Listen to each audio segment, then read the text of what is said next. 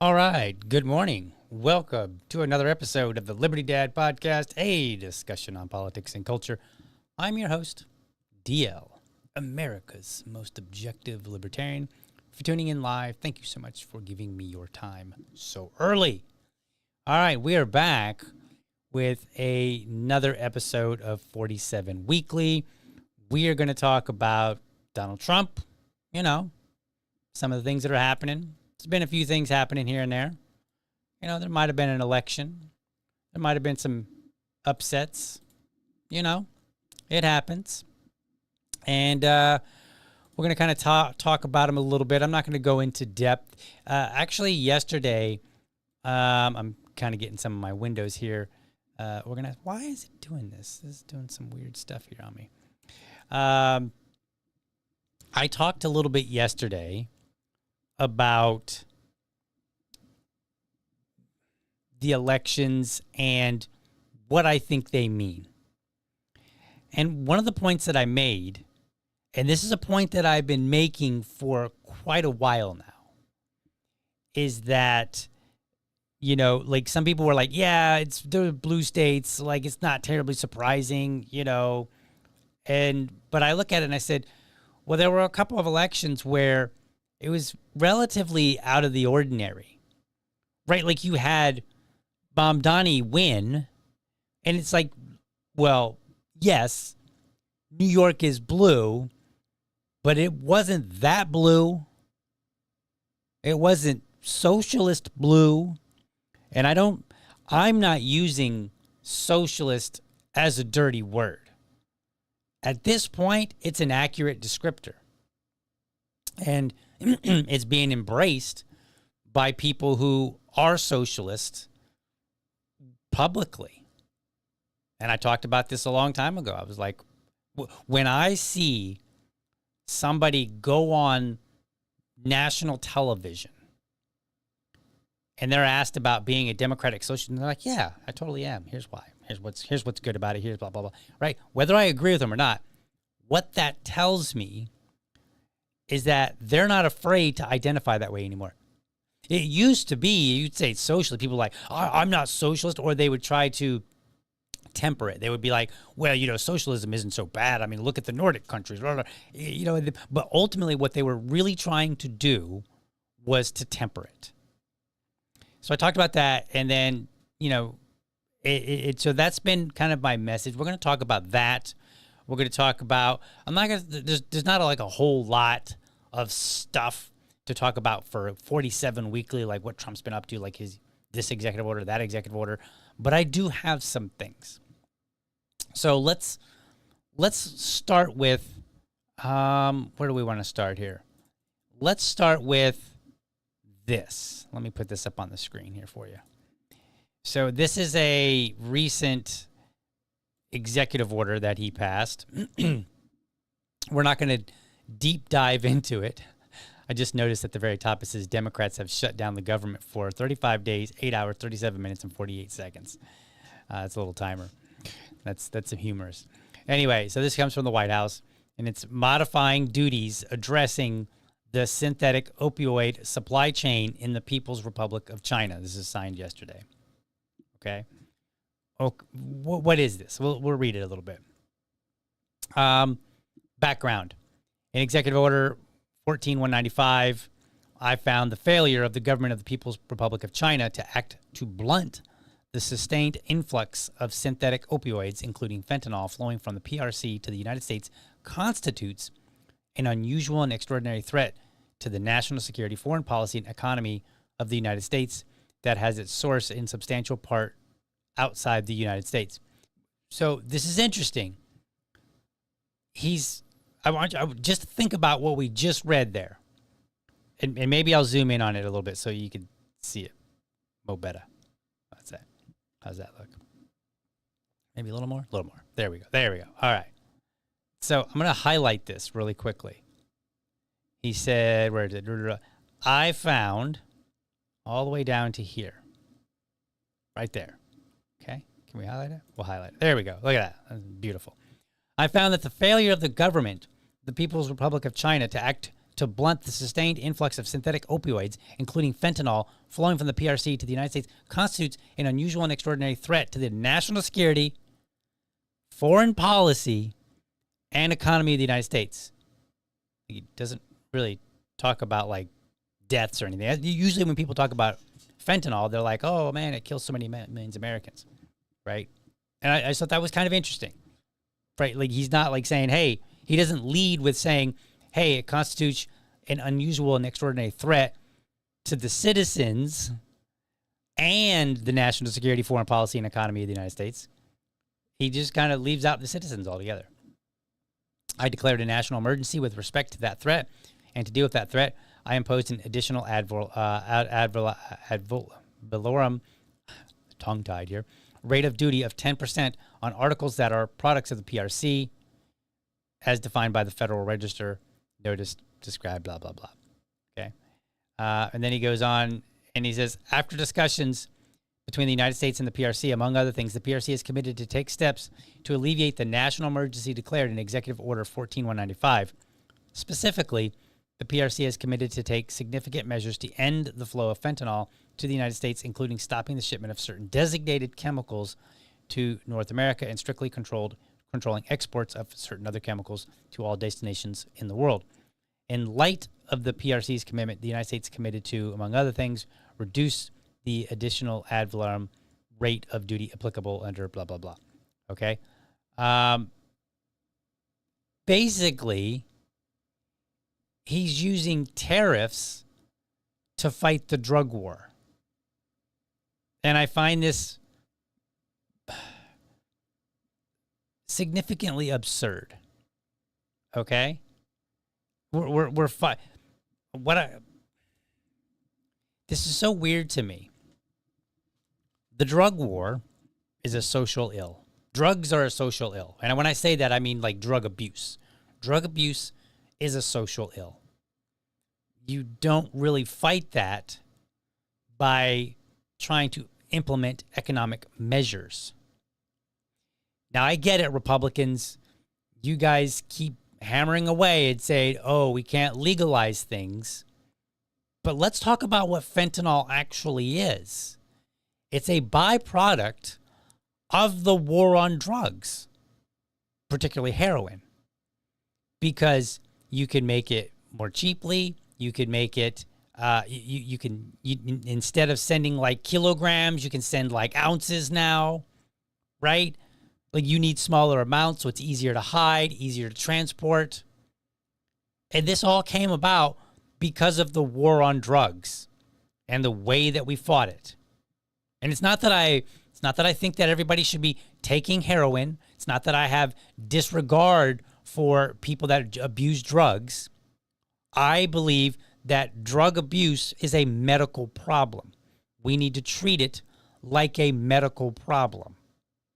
You can't treat it in the traditional ways where we've kind of went through these phases, right? We started out, we were like, all right, say no to drugs, wear this Dare shirt, dance in this skit at school, which I did, okay? And then, bam, we're going to fight the drug war that way. Well, that didn't work. Then we ramped up our police and our military, or not our police, but we militarized the police, right? We gave them all kind of cool stuff to fight the drug war. That has failed massively. Now we're trying to fight it through economic, foreign economic policies, tariffs. But I want you to think about what we're actually doing here. We're imposing tariffs on products. We're basically adding taxes to products to fight what's in the shadows. It's like we cannot seem to get our head wrapped around the idea that all of these maneuvers aren't working. And perhaps we need to listen maybe to libertarians.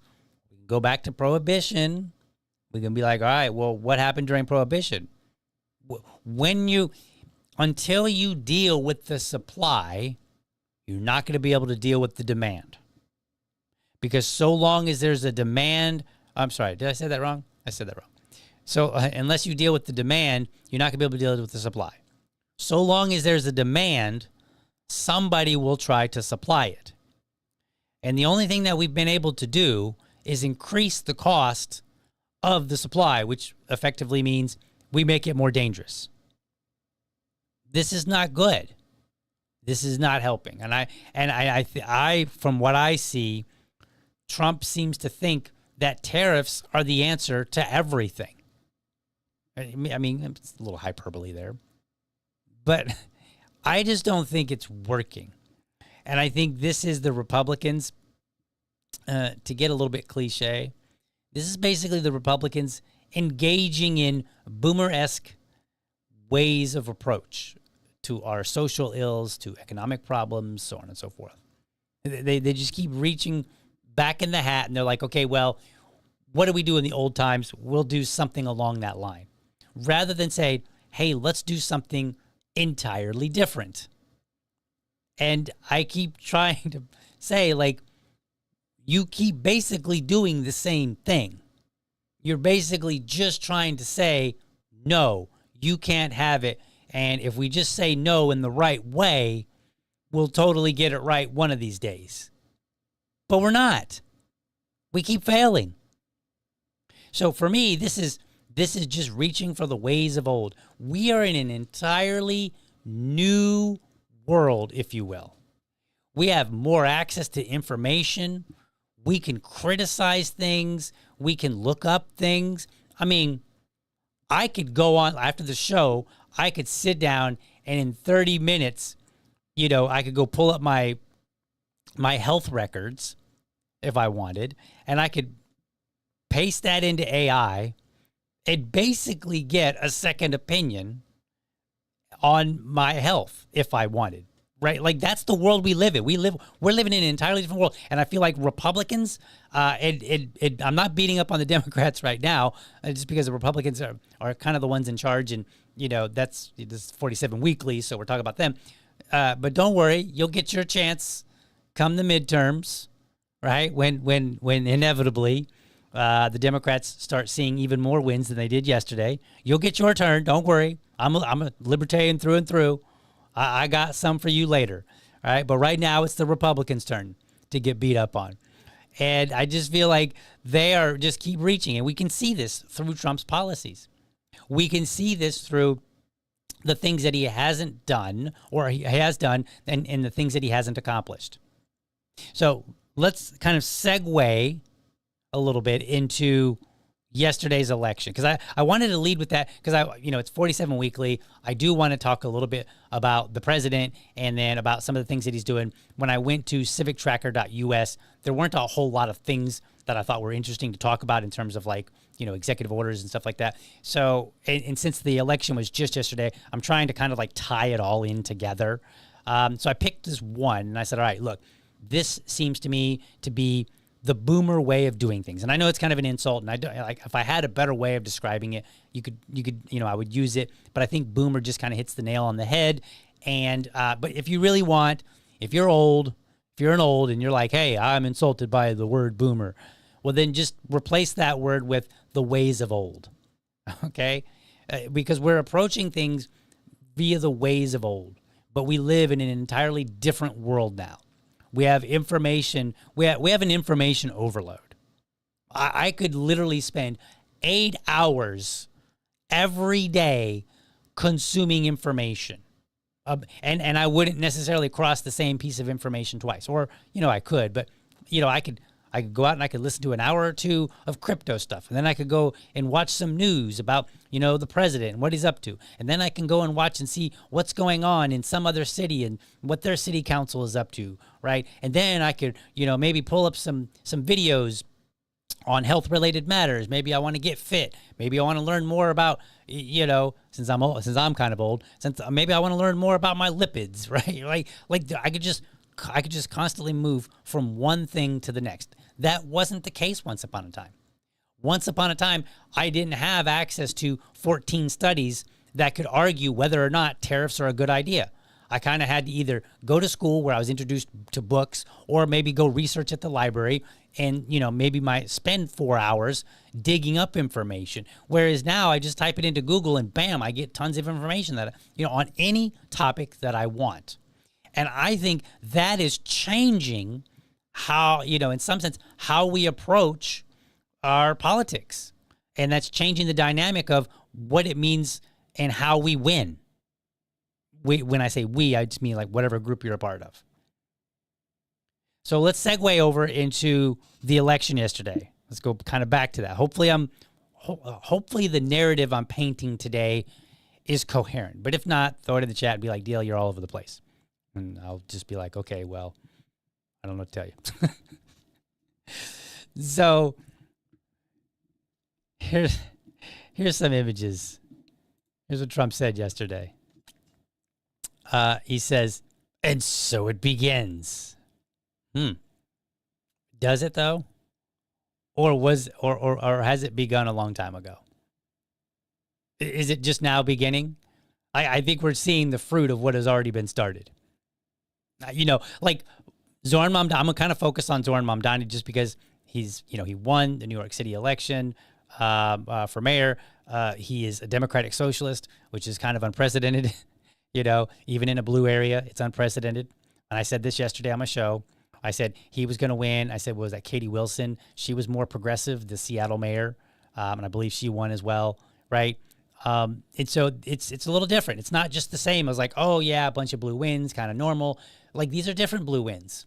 And I think people need to start recognizing that they are different. And why are they different? Because we have different access to things today. So then Trump goes on. Trump wasn't on the ballot and shut down. And shut down were the two reasons that Republicans lost elections tonight, according to pollsters. It's like he can't even say I believe this, as Donald Trump. He's like, well, according to these pollsters, and by the way, when you say according to pollsters, something like that, that's weasel language. It's like if I were to say studies show, what studies? Are they good ones? What pollsters are showing this? He should have named them. This poll shows, and then I could go look up the poll and see if I agree with it.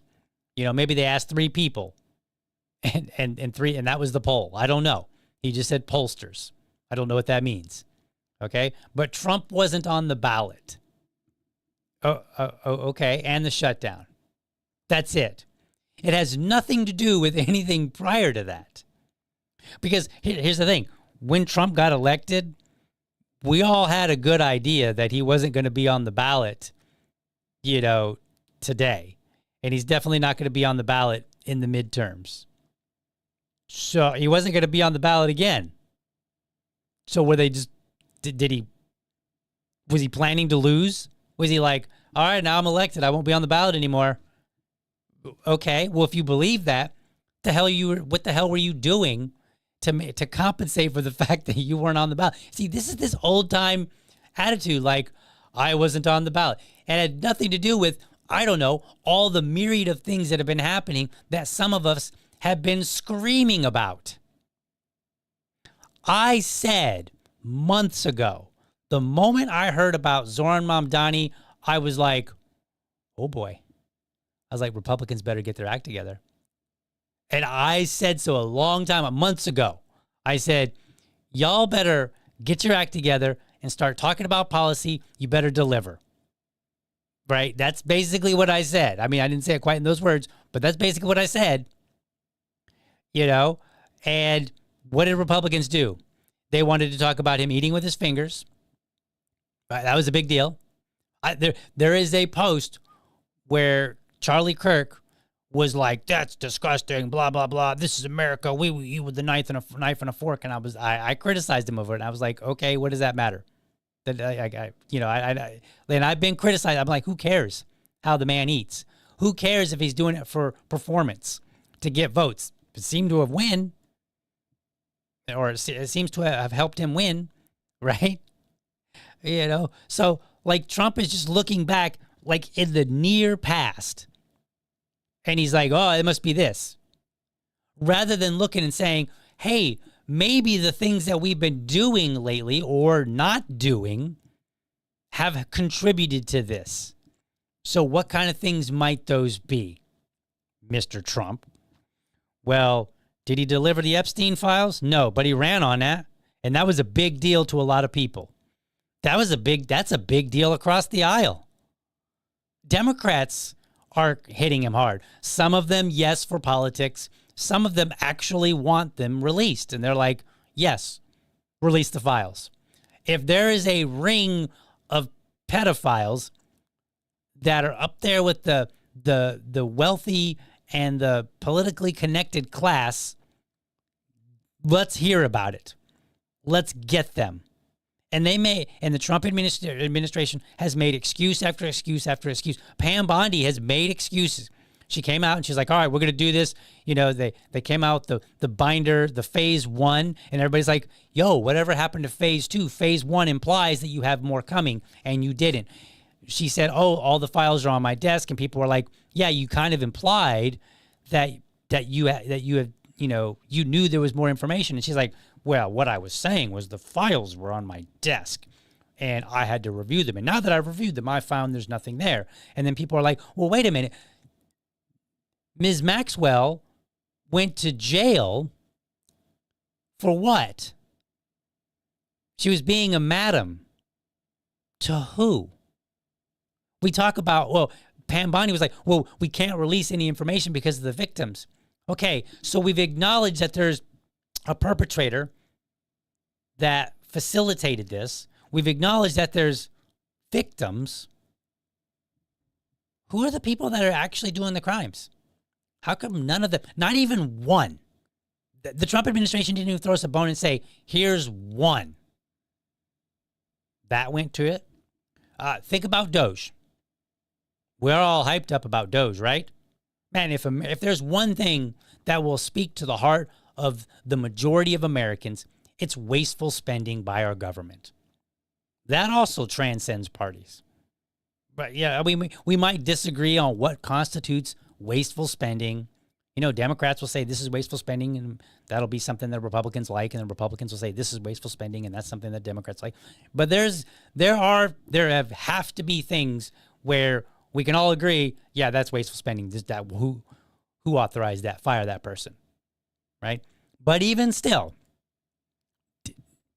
by the time this election showed up, was any American, were they in a position where they said, man, I'm glad that Trump created Doge and Doge did all this work because I either can see it now, in my wallet, or I can foresee how it's coming to my wallet, how it's impacting my wallet for the better.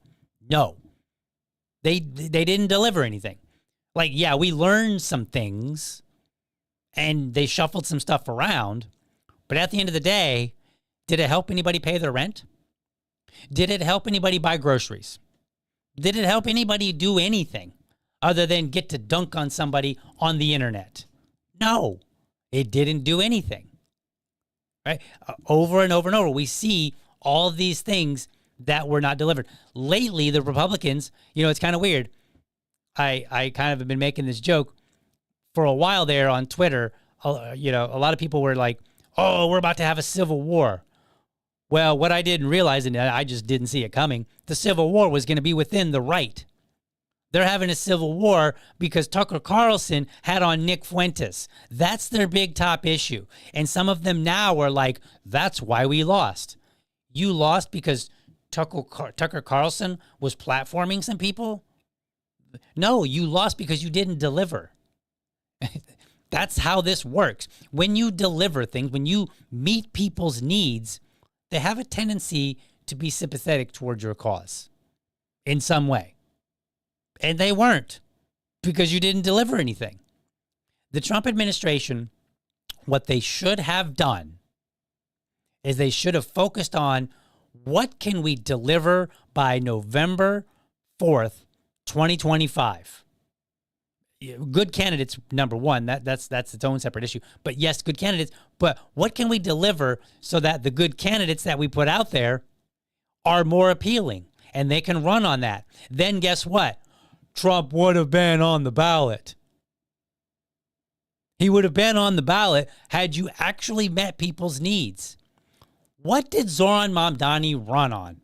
Rent freezes, bad landlords, safety. These are all things that generally are a problem, especially in blue cities. Sorry, Democrats. It's true. Right? But it was in New York. And imagine if Doge had done something where New Yorkers could have either had more money in their pocket in some way or saw that more money was coming to their pocket. Right, because I understand that, like, you go and you find information and things don't happen overnight necessarily. It's not like you're going to Doge your way in a month into people having bigger paychecks. But if people can foresee that, if they could say, "Oh, wow, this is working. I'm about to," and all the news is arguing over whether or not people are going to get, a bigger income tax return, or they're going to see, a revised. A revision on their taxes in the future, right? If they can see that, and that's what people are arguing about, that would effectively be Trump on the ballot. You elected me, I got this done. I've delivered something to you. And I have a feeling they're not going to do any better when it comes to the midterms, because now he's like talking about the shutdown.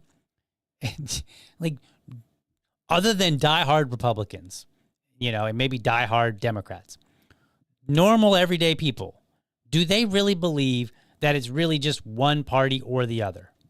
We've been through this song and dance before, the finger pointing. Oh, it's all them. It's all their fault. It's like, okay, maybe the Democrats are being obstinate. Okay, fine. What are you doing to bring them around? What have you done? What compromises have you made? Any? None. No, you haven't. Right? Oh, what other issues? Immigration. Trump he hasn't really delivered on immigration.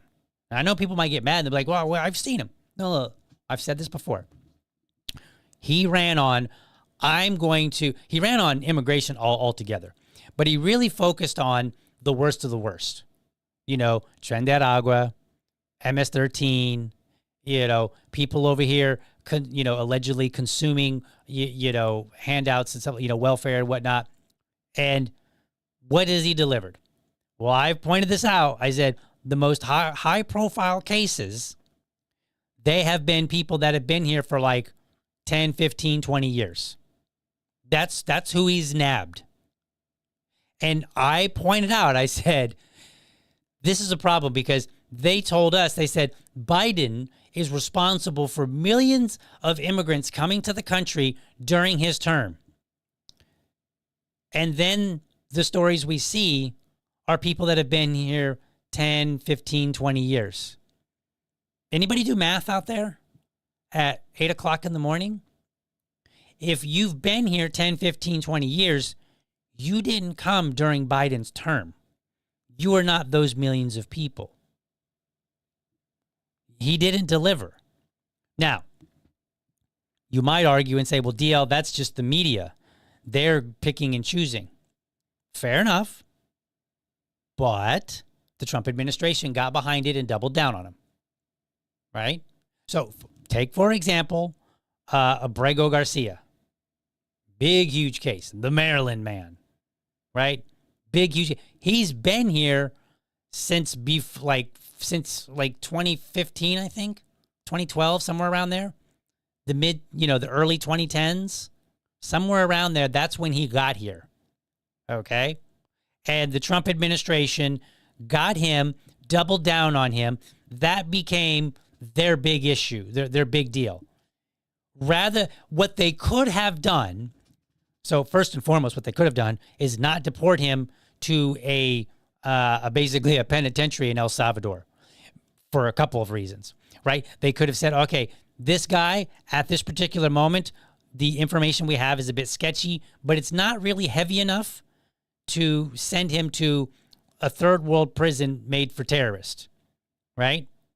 They could have not done that. But then they also could have not ignored the court order that said he's deportable to any country in the world other than El Salvador. And they sent him there. So when that became news, what they should have done is said, we made a grave mistake. We want to do this the right way. We want to make sure that the people we're getting rid of, there's no question about. We're bringing him back, and we're going to deport him to a country that's not El Salvador, and we're going to go through the right process. What did they do? They doubled down. They tried to fight it, and they lost. I think he's still in the country. And they told us, they said, he will never come back to the United States. Then they were like, he'll never be free in the United States. That might actually be true. But he's back here in the United States. Him and Bukele had the meeting, and both of them assured us he will not be coming back. He came back.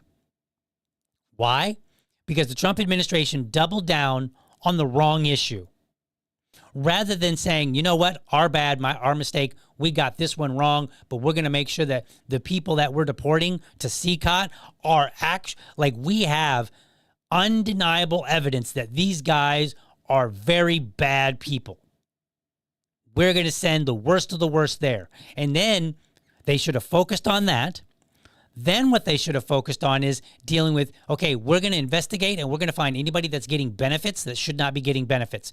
And we're going to provide the American people that information. Hey, look, here's Carlos here, right? Carlos came over during Biden's term. We have evidence to prove that. We have evidence to prove that Carlos is not even working. Carlos is taking benefits. We are going to stop the benefits that he's been getting, and we're going to deport him to just, regular deportation. And I'm not making the argument like that I agree with deportations. I've already made my position very clear. I'm more of an Ellis Island style person, but I'm telling you what the Trump administration could have done.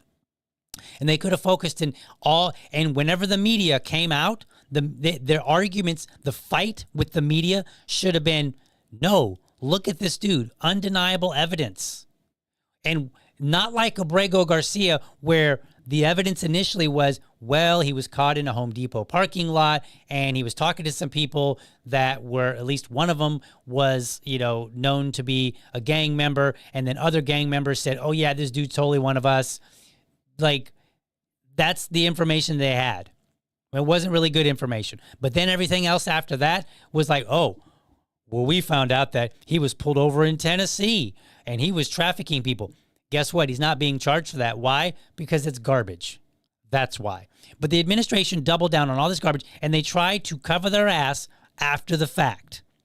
They tried to find all this information rather than just saying, you know what? We got it wrong. We're going to get it right. And we want to make sure that we deliver excellence to the American people.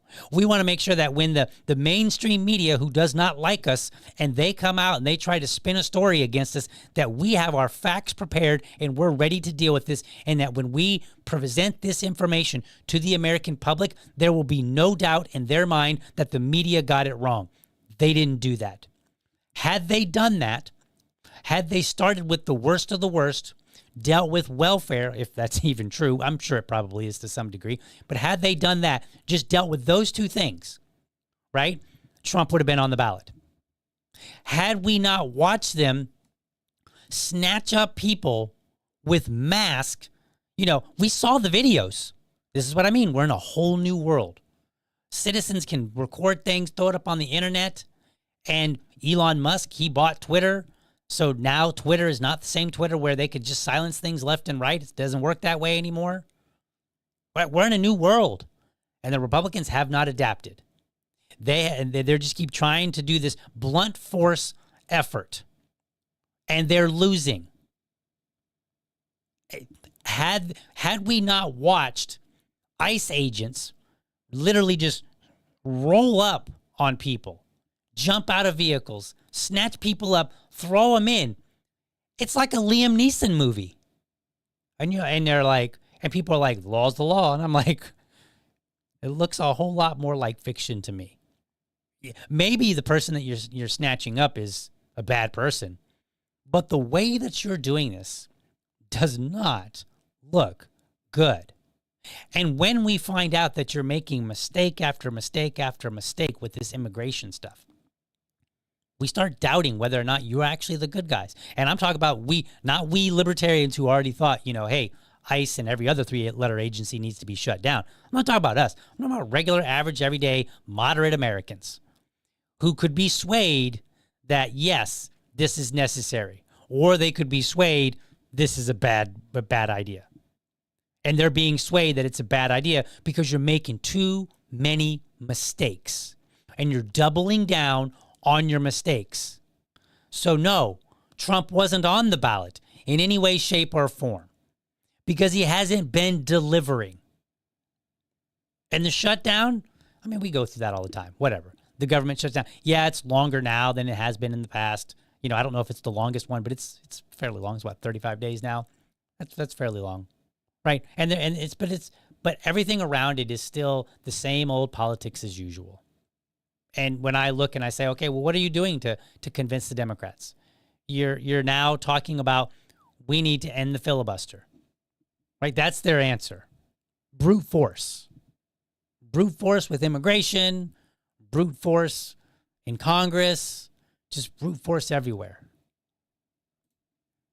Pass voter reform, voter ID, no mail-in ballots, save our Supreme Court from packing, no two-state edition, terminate the filibuster, all caps.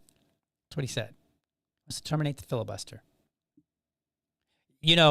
I might be more inclined to his thoughts on the Supreme Court if we didn't have the right every time they had a setback going, oh my God, these liberal judges, they're so terrible. They're ruining America. And then we find out some of them were appointed by Donald Trump. Some of them, yes, objectively have made some bad decisions, right? Like the judge, and I don't remember her name, but the judge that allowed what's his name? Something Brown, DeClaren Brown. Is it DeClaren? The guy in Charlotte that stabbed the young lady on the light rail, right? The judge that let him go, there's some serious question there. Yes. But other judges, not so much, right? The judge in Montana that ruled against Donald Trump using the National Guard, like I read her ruling, and like what the right was saying did not match up to what she said in her ruling. They just make it out like she's some liberal judge. And then when you go look at the facts and you look at who she is, her history, and most importantly, what she said, she had a strong argument. The right did not, because they're just shooting from the hip. So I'm sorry.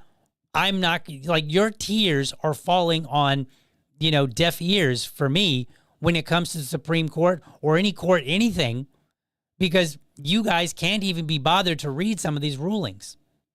The same thing with the, it's not really like a court ruling, but the same thing with the mayor of Chicago and his executive order. People had all kind of things to say about it. And I was like, it's very clear to me, having actually read the executive order, that many people on the right have not read the executive order. Now, you can disagree with it and you can make your arguments, and that's fine. I have no issue with that. But the arguments that were being made were not addressing what the actual order said. People were going out and they were saying, oh, he's trying to usurp the president's power because the president has power over immigration. But the executive order at the time, what it said was, yes, you guys can do your immigration functions. You just can't use our property to do it. That's all it said. And the right wasn't talking about that. And this is sloppiness from the right, from Trump. That's why he was not on the ballot. And now they want to talk about terminating the filibuster. Why? Brute force. We're not winning the hearts and minds of Americans, which is essential. You've got to win look, if you start delivering results, then you're going to get some of the moderate people that want to see more results. And you will back your opposing team, the Democrats, into a corner where they're going to look bad with the American people. They look bad with like Republicans. Right now it's just team sport. But you're not winning the moderates, and you're not winning people that could have been swayed. And you can't sway them in the 11th hour. Like this whole, go vote for Curtis Sliwa should drop out and endorse Cuomo. That was an 11th hour attempt to win. The hell were you doing all this time? Why weren't you delivering wins that would undermine the message that Zoran Mamdani was trying to send, that he successfully sent? People didn't wake up they didn't wake up one morning and say, you know what, democratic socialism is totally a good idea. They were slowly wooed into it, largely because Republicans are not delivering. And what they are delivering is sloppy. Here's what else he said. This is a longer post. He said, the Democrats are far more likely to win the midterms and the next presidential election if we don't do the termination of the filibuster, the nuclear option. I want you to think about that one sentence right there. He said, the Democrats are going to win unless they use a nuclear option. Sounds like he's acknowledging what I'm saying. We haven't delivered to the American people. We need to use this nuclear option. That's what we got to do because we're not delivering. I said this about Zoran Mamdani in my very first episode on him, like months ago. I said, the problem is that some 400,000 people, when we first got like I think it was the primary results, right? The first wave of the primary results. I said some 400,000 Americans didn't look at Zoran Mamdani's platform and say, whoa, that's too far left even for us. Why didn't they say that? It's not for any other reason than the Republicans haven't demonstrated that their ideas deliver and deliver better. It's nice to say, hey, capitalism built this country. Capitalism has brought more people out of poverty than any other economic system ever designed. Those are great things to say. At the end of the day, what really matters is when I go to the store, can I afford to buy bread? That's what matters. Can I buy the groceries like I used to? Am I seeing you deliver on other promises? When I see you not delivering consistently, then like something else sounds appealing. Well, what was that something else? And we're gonna play a clip of Zoran Mamdani here in a minute. Let's continue. It said, He says, if we don't do the termination of the filibuster, because it will be impossible for Republicans to get common sense policies done with these crazed Democrat lunatics being able to block everything by withholding their votes. What makes it easier to withhold their votes? If their constituents aren't yelling at them and saying, hey, man, this dude's been delivering, you help him continue to deliver. That's what makes it easy. But now, will all of their, no, I mean, you're not going to get, like, there's going to be some diehard Democrat constituents that are just simply going, they don't like the policies, they don't believe in them, whatever, and they're going to be, you know, blue no matter who, all that good stuff, right? There are some of those, just like there are on the right, right? I'm not asking you to speak to, I'm asking you to speak to the people that can be swayed by delivering. Deliver results. I talked about this yesterday. I said the Libertarian Party, they don't deliver results. That's why they're in the shambles that they are. Conversation. That's another conversation to have, different one. So he goes on. He says, for 3 years, nothing will be passed, and Republicans will be blamed. Yes, you will be blamed. Remember all the talk about Trump won. He has a mandate. And I tried to tell you people, I was like, he doesn't have a mandate in the way that you think he does, because it was being presented as if he's got a mandate. Everybody that's objecting is just in the way and they're an obstacle and we need to beat them down. But the reason that they were an obstacle is because you didn't really have the mandate you thought you did. A mandate for that kind of rhetoric would have been like Trump won, you know, like 75% of the electoral votes, and he won the popular election by like 75%. That would have been like a mandate, because it would have been just like this huge sweep. But it wasn't. I pointed out that our mayor here in Jacksonville, a Democrat, beat the Republican challenger by a higher margin than Trump beat his Democratic challenger, Kamala Harris. So if Trump has a mandate nationally, what does that make our mayor here in Jacksonville and every other Democrat that won by a higher margin than Donald Trump won his election? Nobody wants to listen to Dad. It's like you bunch of children out there just don't want to listen. So fine, you get the country that you get. He goes on, he said, elections, including the midterms, will be rightfully brutal. Okay, he's right there. I agree with him on that. He goes on, he says, if we do terminate the filibuster, we will get everything approved, like no Congress in history. That's what he said before the election. You elect me, you elect some of these people that I'm supporting, we're going to do things like never before. Have you delivered? No. I mean, and look, I get it. You can't deliver everything. I'm not suggesting that every promise that the Trump ran on was going to be delivered by November 4th, 2025, nor necessarily the midterms. But it should be something that people can sink their teeth into and go, wow, this guy's on a roll. And in the first couple of months, I didn't vote for him, but the first couple of months, I was like, he's making some interesting moves. I have to admit, like some things seem to be happening. But then it stalled. And we didn't see any real results. You know, we had some momentum with Doge. We were getting lots of information out, but then nothing really happened. And I said, in order for Doge results to be of any value, they need to come in the form of money. Where's my, this, right here. Money. American pockets.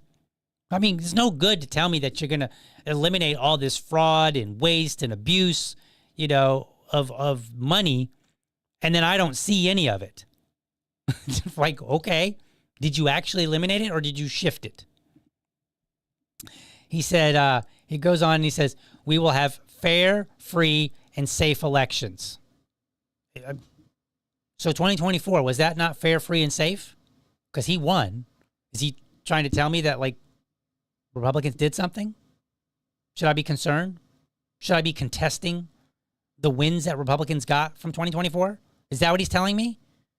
You see, Republicans, you can't do this. You can't, when you lose an election, say, oh, man, it was not fair. It was, I should have won. And then when you win, go, yep, totally fair. Well, what changed? How did it go from unfair in 2020 to fair in 2024 to potentially unfair again? How does that work? It doesn't make any sense. It doesn't pass the smell test. He goes on and he says, no men in women's sports. Okay, he's kind of doing something there. Or transgender for everybody. Kind of making some moves there. Okay. I think that's a battle that needs to be had more at the state level. But okay, a little win there. All right. He's already made some advancements there. Strong borders. Okay. Yeah, I think you can argue that we've had less of an influx of immigration. Okay. Now, I'm not, again, for strong borders, but there's something there. Major tax and energy cuts. Where are they? Are they on the horizon? Can I see them coming? Right? This is what I mean. Like, I get it. Not everything will be now, but can I see it coming? Have you put things into place so that I can say, yep, I'm definitely expecting that to happen? No, he hasn't. And we'll secure a Second Amendment. Look, Florida has done more, in my opinion, to secure the Second Amendment than has the Trump administration. I mean, number one, he hired Pam Bondi. And everybody in Florida knows Pam Bondi. She supports red flag laws. She is no friend to the Second Amendment in the way that people that support the Second Amendment strongly, those people, in no way that she's not a friend like we are. Like, when the people that really care about the Second Amendment, when they're looking at somebody, they're not looking at Pam Bondi and go, yeah, she cares about the Second Amendment. We have some disagreement. No, we're like, no, she doesn't care about the Second Amendment. All right, but he hired her. And I squawked about it. Libertarians got mad at me. I was right, you were wrong. Okay? But Florida, what'd they do? Their court came out and said, yeah, you know what? Turns out that restricting people from open carry, that's not constitutional. That's a far bigger win than anything I've seen the Trump administration do. Let's see, which the Democrats will also terminate. There is some truth there. Democrats do want to limit the Second Amendment. Okay? Immediately. Oh, I'm sorry. This is a little bit off. If we don't do it, they are far more likely to do well in the upcoming elections, which would mean a packed Supreme Court, 2 more states, and 4 more Democrat senators, D.C. and Puerto Rico, and 8 more electoral votes. Okay, so basically, they are for, like, the Democrats have a vision of what they want. Whether you like it or not, they do. And Trump is like, we've got to use the nuclear option. His only plan is the nuclear option. Was this packing the courts? That was a conversation before he was elected. So why didn't he have a plan to ensure the same level of support or even more support after winning the election? And in reality, it's the same Trump in some sense as the first term. So in the first, when he was running the first time, he was beating up on the media. He was, he got known for mean tweets on Twitter, and we all kind of liked it. In some regard, I think it was deserved, right? The media deserved to be punched back at. Now, I think the media should do their job, and they should take those arrows, but they deserved because they weren't as consistent as they should have been, right? Like the mainstream media, which tended to lean left, they would support people, they would be a little bit, they'd play softball with people on the left, with candidates they liked, and they would play hardball with candidates they didn't like. That's why they would ask tough questions of Republicans, and then when they sat down with Obama, they were like, so why did you choose this color to wear for your suit? Hardy har har, right? So it was deserved, but and I should go dig it up one of these days. It's out there. But Trump said, he told Sean Hannity, he said, when I get elected, I will be so presidential, it's going to be amazing. I was like, oh, that could be good. And he didn't do that. He just kept playing the same brute force game in his first term. And he lost, right? Now, supposedly he lost because the election was rigged, only in 2020, not in 2016, not in 2024. It's magic how that works out, okay? But supposedly the reason he lost was because it was rigged, not because he failed to get people to support him continuously. And I said back then, what he should have done was get his win, get into office, and then deliver so that some of the never Trumpers and other people like that, they would have had to reconsider and say, he actually is doing pretty good. He should be doing that this time around. He should have looked and said, all right, the Democrats, they want these things. Let's make sure that by the time we get to midterms, which we all know about, it's not like we're surprised about, oh, there's midterms coming? Wow. Oh, wow. We had a turnover in the midterms? Wow, that's surprise. Like, that is not a surprise. We're all expecting it, especially in a lame duck presidency. Supposedly lame duck. Okay. So he should have been delivering, and he should actually be in a position now where he's saying our only hope to win is this nuclear option. He should have been delivering results so that the American people would look at the Democrats and say, you, and I don't mean Republicans, I mean people that could be swayed, would say, you need to support this president because he has been delivering. That's not what's happened. He goes on and he says, we know this because they already tried, and the only two people who didn't go along are now out of office. But they have much less chance of winning if we have great policy wins after wins after wins. I agree. Perhaps you should have had some of them great policy wins, I don't know, anytime before yesterday. How about that? In fact, they will lose big and for a very long time. Terminate the filibuster now, end the ridiculous shutdown immediately. And then most importantly, pass every wonderful Republican policy that we have dreamt of for years. That's hilarious. Dreamt of for years. Okay, let's talk about something that I remember I was once a Republican. You might know that or you might not. And I remember when Obama was running and he said affordable health care for all. We're going to pass this, Obamacare, the Affordable Care Act. And I was like, that's a terrible plan. I hated it. I didn't like it. I didn't like the arguments in favor of it. But the problem was, what were the Republicans offering alternatively? Nothing. They literally had nothing. Nothing. And then when they got power, did they suddenly have a plan? No, they also still had nothing. It wasn't even like, oh, hey, we got caught blindsided and they had this policy that we didn't realize they had, and we were trying to scramble to match that policy. No, you could make that argument initially, perhaps. I don't think you can. I don't think it's a strong argument, but you could make that argument, right? But then years later, why didn't they have something that they could that the American people could sink their teeth into and say, wow, this is totally a better idea? I mean, we already made one dramatic change. Make another one. Obama did it. Why can't you, Republicans? I'm almost to the point where I believe that Republicans are basically, they're basically sandbagging politically and then allowing the Democrats to basically do all their dirty work and then point the fingers at them. And they'd be like, oh, the Democrats are bad. And then they kind of continue to go along with things, right? They don't, this is why I'm a libertarian now. Because I would see that the Democrats, they would complain and, moan about what the Republicans are passing or what they're doing. But then when they got into power, other than say executive orders, they really didn't undo things that Republicans did. Not too much. I mean, sometimes they were small stuff, but they didn't really make any effort on the big stuff, the things that really, really matter, right?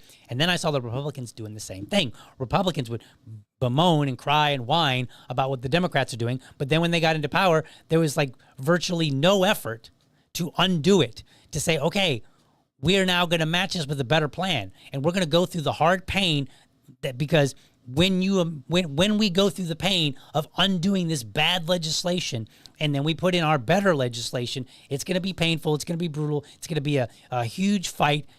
That might have been the time to use the end the filibuster, right? We're going to get this passed, and then the American people are going to see that we delivered something even better. They didn't do that. Neither team did that.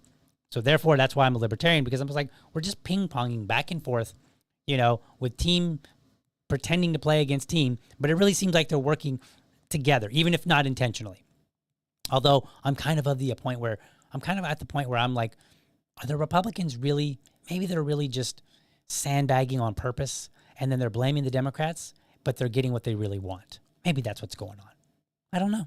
So that's what he had to say. Now, yesterday, we're going to talk about all the races, but I'm going to point out something. I want to play a clip from Zoran Mamdani's his speech that he gave, his victory speech. Okay? So I'm going to go to Dad TV here real quick. Let's see here. We're good? Yeah, we're good. Make sure everything's working and in order. All right, so let's go to Dad TV. Let's hear this clip of what Zoran Mamdani had to say, because he talks about Donald Trump. He talks to him, actually. Let's listen. After all, if anyone can show a nation betrayed by Donald Trump how to defeat him, it is the city that gave rise to him. So that's interesting, because he's basically telling the crowd, if you don't like Donald Trump, well, guess what? The policies and the way things have been done in New York gave rise to him. We can undo that. That's what he said. And you can hear that people really took well to that. And if there is any way to terrify a despot, it is by dismantling the very conditions that allowed him to accumulate power. See? This is not only how we stop Trump, it's how we stop the next one. See? He's playing to win. Whether he wins or not is a different matter. But he's playing to win. He's like, look, there will be another person come after Donald Trump like him. We got to stop that guy too. Right? Whatever that means to the crowd, whatever that means to Zoran Mamdani as far as the next one just like him. Now, in Zoran Mamdani's position, well, number one, he doesn't even think billionaires should exist. He said that unabashedly. So, Donald Trump, since I know you're watching, I have 4 words for you. Turn the volume up. I mean, look, if that's not a direct challenge to the President of the United States, I don't know what is. I want you to think about that for a moment. He ran on rent freezes. He ran on fighting bad landlords, which are all problems. Now, I think the solution is far different than what he's proposing, but they are problems. He ran on safety. Safety is a huge issue. Remember all the videos of the knockout game and stuff like that, where you'd have young youth going out and they would just walk up on somebody and just punch them and knock them out. And it's like, ha, look what I did, whatever, those kind of things. Like, this is, it's insane. We had the Jordan Neely issue, right? With Daniel Penny, and people were like, dude, he's a hero because, this guy was dangerous on the subway. Now, will Zoran Mamdani support the Daniel Pennys of the world? Probably not. But he does recognize that these are real problems that everyday New Yorkers are dealing with. And he is now saying this problem that exists in New York that you're living with every single day, the same infrastructure that has led to these problems also led to the rise of somebody like Donald Trump. He is making a connection there, but he's bringing it back to the lives of everyday Americans. Again, I don't agree with him on things. I did 7 hours of podcast against him, okay? So, don't accuse me of in any way supporting him. I don't. I just think that he's actually speaking to Americans, and Donald Trump is speaking to power.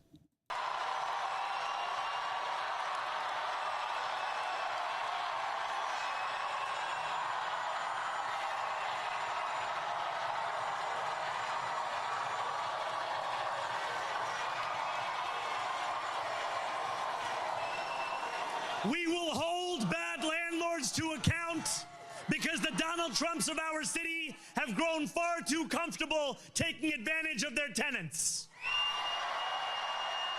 We will put an end to the culture of corruption that has allowed billionaires like Trump to evade taxation and exploit tax breaks. We will stand alongside unions and expand labor protections because we know, just as Donald Trump does, that when working people have ironclad rights, the bosses who seek to extort them become very small indeed. New York will remain a city of immigrants. All right, let's pause there for just a second here. Do you see what he did? He made a connection between everyday problems and Donald Trump by saying the infrastructure that we have here in New York caused those problems and led to the rise of Trump.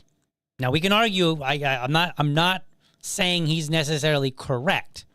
I'm just saying he spoke to the people, and he said, I could fix your problems. And the Republicans have just been saying, Mamdani bad. They've been saying socialist, communist. And I've been trying to tell them, like, stop. These are not dirty words anymore. This is not the McCarthy days. You can't just say yell communist and people will quake in their boots, afraid that they'll be kicked out of polite society, because now people are rising up in polite society. And they're saying, yeah, I'm a democratic socialist. This is my plan for New York. This is how I will improve the lives of my fellow New Yorkers. They're not afraid anymore. You cannot run on the ways of old. Now let's listen to him talk about immigration, because I thought this was interesting. To extort them become too far very back. small indeed.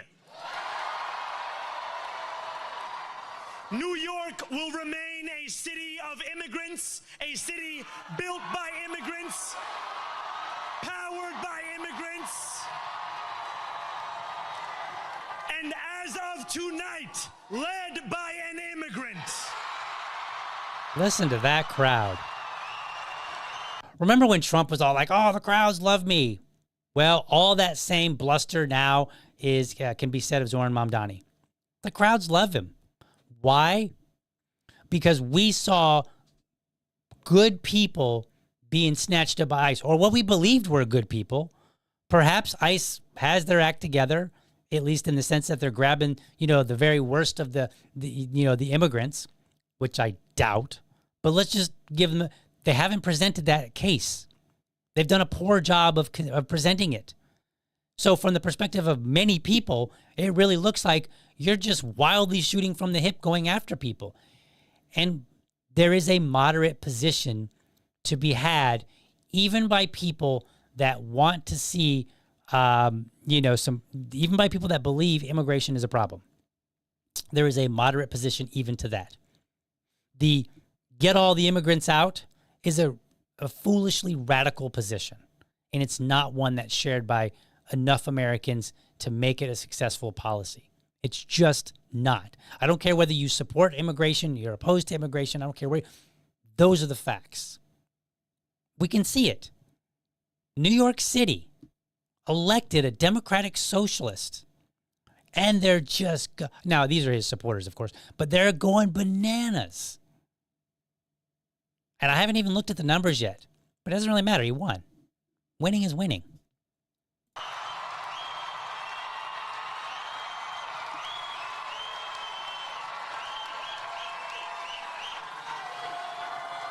So hear me, President Trump, when I say this.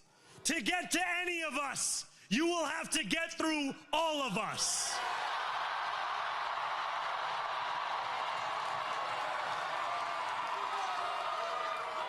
When we enter City Hall in 58 days, expectations will be high. We will meet them. A great New Yorker once said that while you campaign in poetry, you govern in prose. I want you to think about that. I've never heard that phrase before. You campaign in poetry, you govern in prose. Trump didn't do that. He campaigned in poetry, and he's governing in poetry. He did that his first term, and he's basically doing it now. I mean, I think he's been a little bit more successful the second time around, comparatively speaking, but he's not really been successful enough to deliver the Republican Party wins, especially at election time, right? That's why they're talking about, we got to have this nuclear option. Otherwise, we're going to get slaughtered in the midterms. They're probably going to get slaughtered. If that must be true, let the prose we write still rhyme, and let us build a shining city for all. And we must chart a new path, as bold as the one we have already traveled. After all, the conventional wisdom would tell you that I am far from the perfect candidate. Oh, the what wisdom? Oh, the conventional wisdom, the wisdom of old, the boomer wisdom, would say he's not the perfect candidate. Well, let's see how he answers that. I am young, despite my best efforts to grow older. I am Muslim. I am a democratic socialist. And most damning of all, I refuse to apologize for any of this.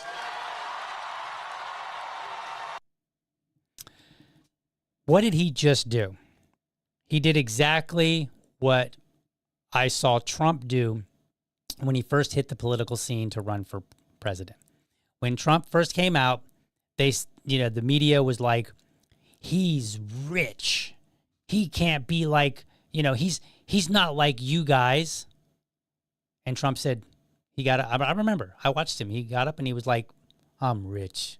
I'm really rich. And the crowds did the same thing. They're like, yeah. Right? He embraced it.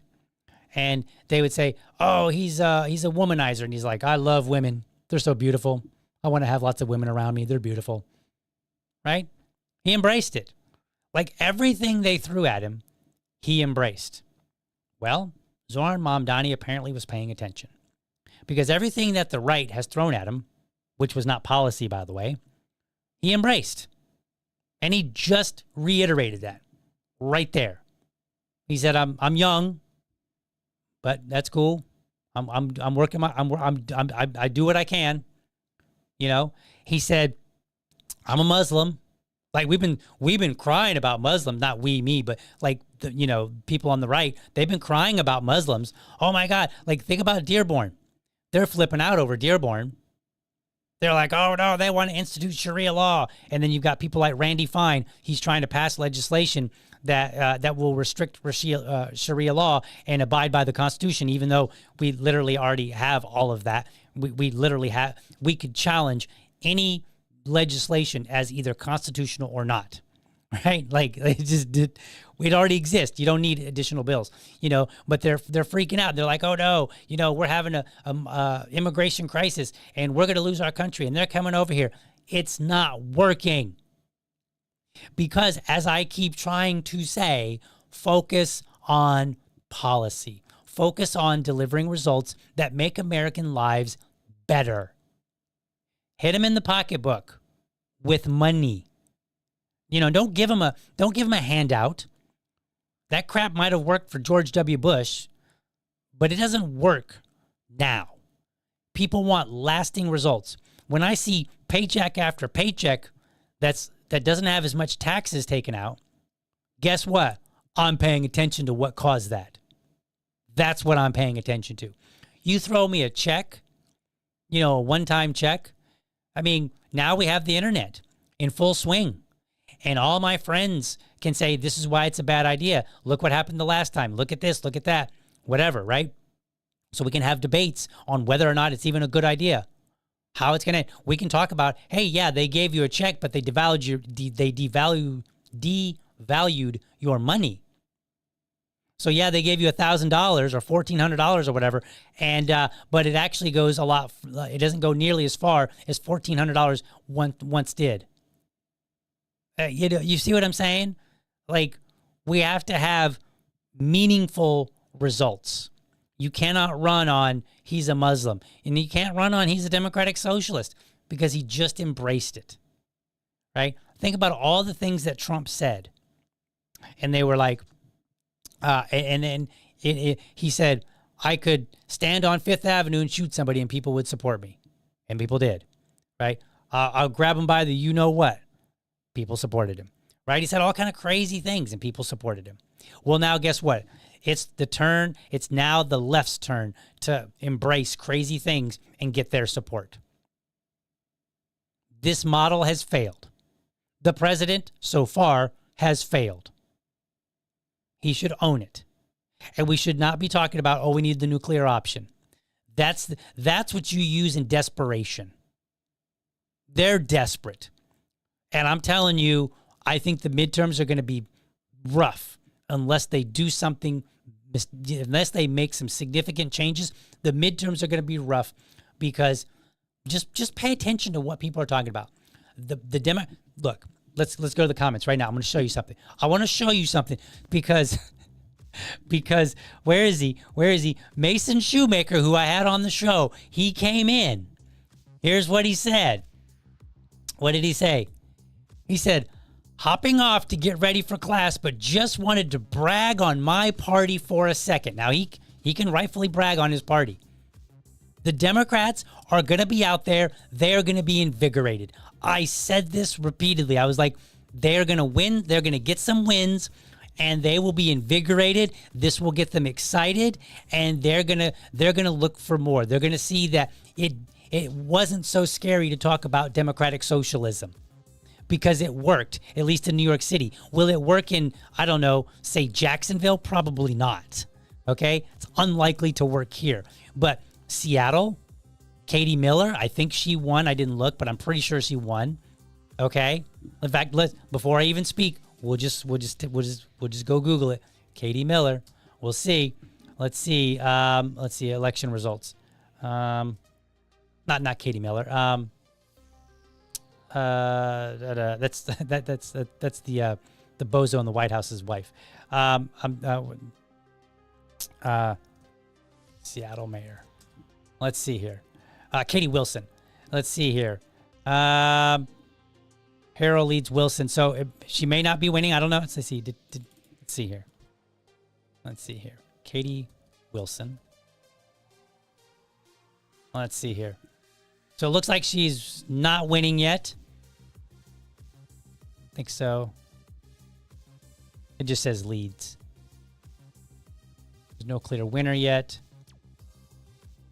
Let's see here.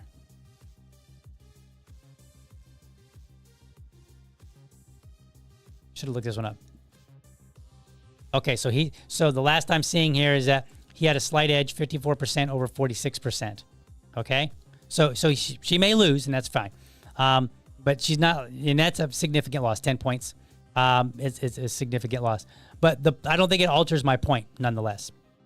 Okay? Because ultimately, my point is that the Democrats are going to take the wins that they got, and they're going to run with them. And I think the wins where they're more progressive, that's going to invigorate them to say, this message isn't such a losing message after all. And that's really ultimately my point, even if actual couple of races don't win. That just means, they weren't ready yet. That's really what that means. But you saw somebody came into my own channel right here and said, hey, I want to celebrate my party for winning. I mean, they are going to be invigorated. Even if I get a couple of things wrong, that's cool. I get it. Can't always be right 100%. But the overall message that I'm telling you is that the Republicans need to make a more significant change because without it, they're going to get slaughtered in the midterms. All right, let's continue on and see what else you guys are saying here.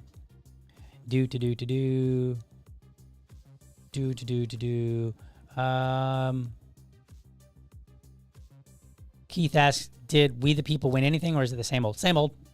It's the same old. It's just politics as usual. It just happens to be going a little bit more on the left side now. Right? And I know people on the right will be like, oh, well, it was just blue. Yeah, but it's more blue now. It's like a darker blue, right? It's a socialist blue. And to be honest with you, if Zoran Mamdani had lost, I think that would have deflated a lot of what's going to inflate. That would have deflated the Democrats quite a bit, because his win, I think, is the most significant, because he's literally a socialist. We're not talking about like somebody going, "Oh, you're a socialist," just as a nasty word, as an epithet.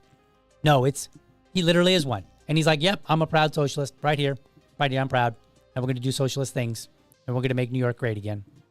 That's literally what he's saying. Let's see. Keith says, "Not good guys, first bad guys, 2 criminal gangs extorting you." It's basically it. Yes. Let's see here. Here's a good comment from that Liberty lady. Bad plan versus no plan, Larry Sharp. That really describes the Democrat Party from a libertarian perspective, the Democrat Party and the Republican Party. You've got bad plan versus no plan. Right now, that's what we've got, and we've had that for a while now. This is not actually even new. Oh yeah. Oh, how the turntables. Absolutely. All right. That's my show today, folks. Hope you found it interesting. I don't know if I would say inspiring. Maybe I've inspired you to work harder, to show people that free market capitalism is the answer. And it's going to be hard because here's the catch. New York is in such bad shape that anything that Mom Donnie does that's even a slight win for him will be seen as good. He has to fail miserably, and New York's already in a pretty bad shape. And so, I don't think that you're going to see immediate losses from him yet. And from my understanding, there were some pretty left-leaning people that were also running for city council. So he'll have some level of support. I don't know to what extent. I'm not familiar with New York City politics. But from what little I've seen, he's at least got some support on city council. And so we'll see. But I think he will have some wins or some things happen that he can claim as wins. And that's going to make it even harder for Republicans to, or even libertarians for that matter, to argue against these policies. Because when it's so bad, if you offer any respite, like if I'm having trouble buying groceries and you help me out so that I can at least buy one loaf of bread, well, you've helped me out. And then I might just think, well, I need more of whatever you just did. That's my concern. I think it's a valid concern. So we'll see. But hopefully I've inspired you guys. Hopefully this wasn't too, despotic today. Hopefully I've inspired you guys to get out there and do a better job of communicating the ideas of liberty. And hopefully, with any hope, the Republicans will learn their lesson and they will change how they're doing things. But from Trump's own social media, I'm not seeing it. So that's where we are, folks. Anyway, that's my show today. I'll see you guys tomorrow. Have a good one. You know that I'm all about supporting organizations that hold my values. Make sure you head on over to blackgunsmatter.shop. They've got apparel, stickers, and more. Use the code LibertyDad, all one word, at checkout to score a 10% discount. Or just hit the referral link in the show notes. That'll make it so much easier. Remember, I'm not just a voice on a mic. I'm a dad who's working hard to deliver to you the best libertarian content.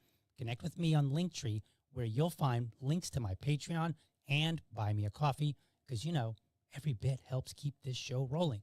Plus, you can find me on my other platforms to stay in the loop. With your help, this show, The Message of Liberty, will be seen and heard by more people. As always, I appreciate you tuning in and look forward to seeing you in the next episode.